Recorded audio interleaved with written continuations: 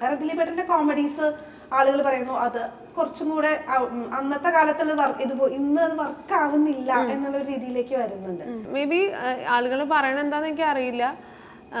പക്ഷെ നമ്മളുടെയൊക്കെ ചൈൽഡ്ഹുഡ് മനോഹരമാക്കിയ ഒരു ആളാണ് ദിലീപേട്ടൻ. ഇപ്പോഴും നമുക്ക് ഇത്രയും റിപ്പീറ്റ് വാല്യൂ ഉള്ള ഏത് സിനിമ എടുത്ത് നോക്കിയാലും അത് ദിലീപേട്ടൻ്റെ ആയിരിക്കും. ആ ഒരു എക്സ്പെക്ടേഷൻ നമുക്ക് ഉണ്ടായിരുന്നു എപ്പോഴും. ദിലീപേട്ടന്റെ സിനിമ തിയേറ്ററിൽ എത്തി അതിനുള്ള ഒരു മിനിമം ഗ്യാരണ്ടി ഉണ്ട്.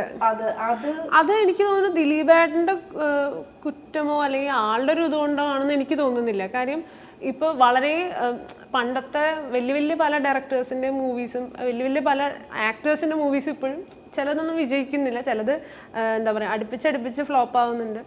അത് മേ ബി അവരുടെ ഒരു ഇത് ഫോളോ ചെയ്തു പോകുന്നത് കൊണ്ട് അവർ മാറ്റം വരുത്താത്തത് കൊണ്ടാണോ എനിക്കറിയില്ല എന്താണ് അങ്ങനെ വരുന്നതെന്ന്. പക്ഷെ ദിലീപേട്ടൻ്റെ കേസിൽ ഈ മൂവിയിൽ എനിക്ക് അങ്ങനെ ഒരു മോശമായിട്ട് പറയാനായിട്ടുള്ളൊരു ഇതും ഫീൽ ചെയ്തില്ല. നന്നായിട്ട് കോമഡിയൊക്കെ നല്ല വർക്കൗട്ട് ആയിട്ടുള്ള സാധനങ്ങൾ തന്നെയാണ്.